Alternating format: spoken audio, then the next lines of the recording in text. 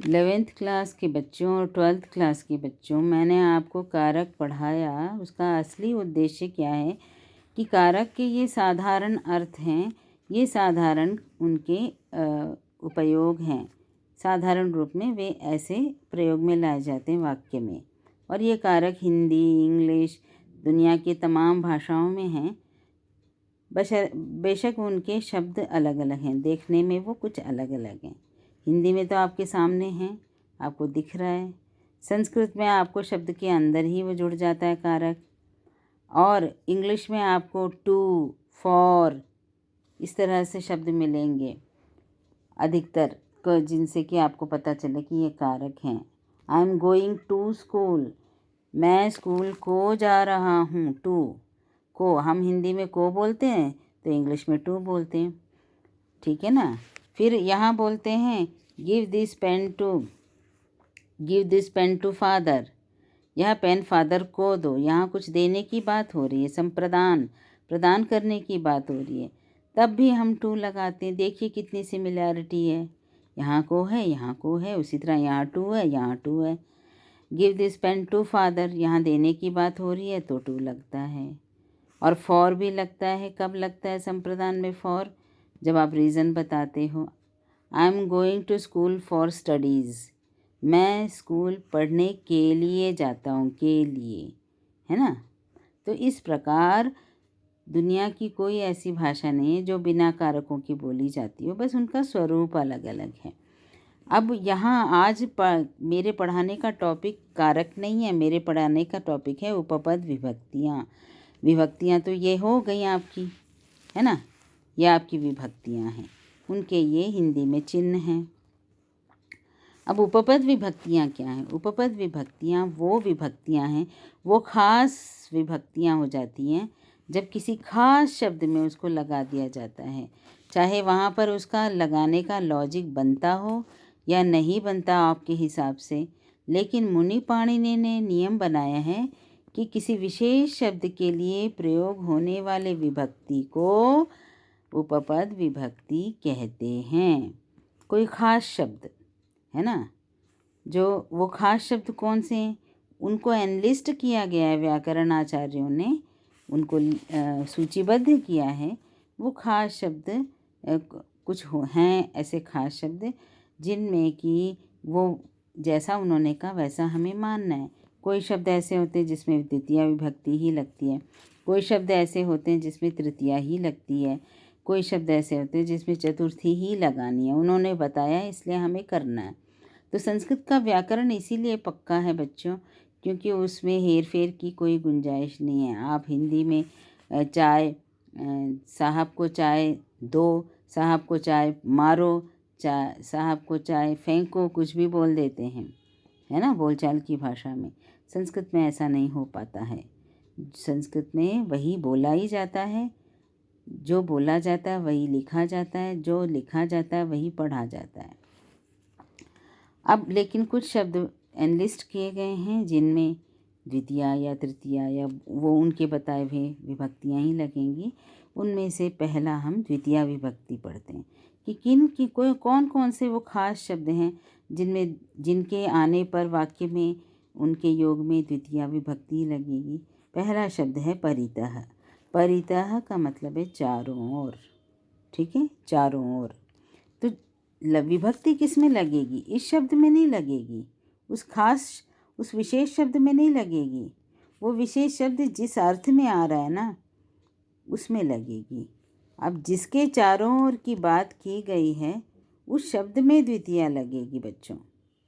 अगर परितः का मतलब है चारों ओर, तो जिसके चारों ओर की बात कर रहे हैं उसमें द्वितीया लगेगी। जैसे मान लीजिए घर के चारों ओर पेड़ हैं। किसके चारों ओर पेड़ हैं? घर के, तो घर शब्द में द्वितीया लगेगी, ठीक है ना। सिक्किमम परितः समुद्रः न अस्ति, सिक्किम के चारों ओर समुद्र नहीं है।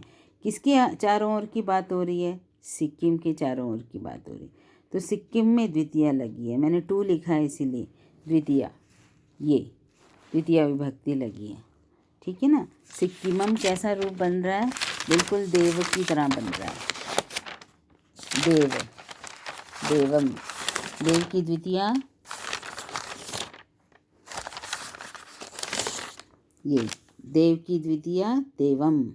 उसी प्रकार सिक्किम की द्वितीया सिक्किमम। द्वितीया जो है वो लगाना सबसे आसान है बच्चों, द्वितीया विभक्ति। बस हर शब्द के ऊपर आप एक बिंदु लगा दो, द्वितीया एक वचन आसानी से बन जाता है। देखो लता, बिंदी लगा दी, लताम, द्वितीया एक वचन बन गया। फलम में ऑलरेडी फलम, इसमें फलम में बिंदी लगा दो, द्वितीया एक वचन बन गया। या महलंत लगा दो, बिंदी लगा दो या महलंत, दोनों एक ही चीज़ें हैं। तो इस प्रकार से द्वितीया विभक्ति, परितः आने पर द्वितीया विभक्ति। और कौन कौन से शब्द आने पर द्वितीया विभक्ति? ये देखिए हा शब्द आने पर द्वितीया विभक्ति वाक्य में। हा का अर्थ क्या है? हाय। तो हाय कब हम प्रयोग करते हैं? ये इंग्लिश वाला हाय नहीं है, हाय करके आप जो है मिलते हो एक दूसरे से, वो नहीं है। दुख, ये दुख की आवाज़ है बच्चों, और जिस कारण से दुख हो उसमें, उस शब्द में द्वितीया लगेंगे। हा क्रूर घातकम, हा क्रूर घातकम, घातक मतलब हत्यारा, मारने वाला। तो जिसके लिए हाय, जिसको कोसा जा रहा हाय बोलकर, उसमें द्वितीया लगेगी। हा क्रूर घातकम, क्रूर घातक को याद करके हाय बोला जा रहा है। धिक मतलब दुख देने का जो कारण होता है ना, वाक्य में जिससे दुख मिल रहा है उसमें द्वितीया लगेगी। समझ गए आप? धिक यानी धिक्कार है। धिक्कार का मतलब लानत, तिरस्कार, है ना। धिक्कार है ऐसे बोलते हैं ना। तो जिसको तिरस्कार भेजा जा रहा है, जिसको लानत भेजा जा रहा, उसमें द्वितीया। जिसको धिक्कारा जा रहा हो उसमें द्वितीया। धिक चौरम, चोर को धिक्कार है, सारा सामान चोरी करके ले गया। धिक चौरम, चोर को धिक्कार है।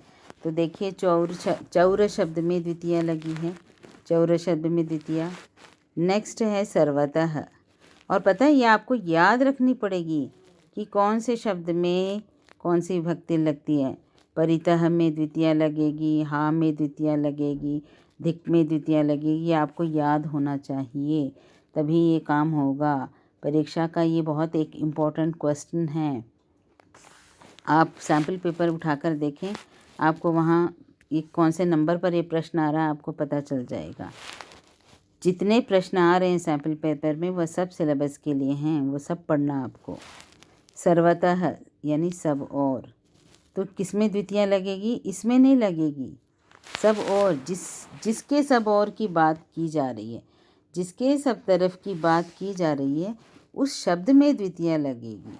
जैसे सिक्किमम सर्वतः पर्वताः सन्ति, सिक्किम के सब सर्वतः, सिक्किम के सब और पर्वत हैं।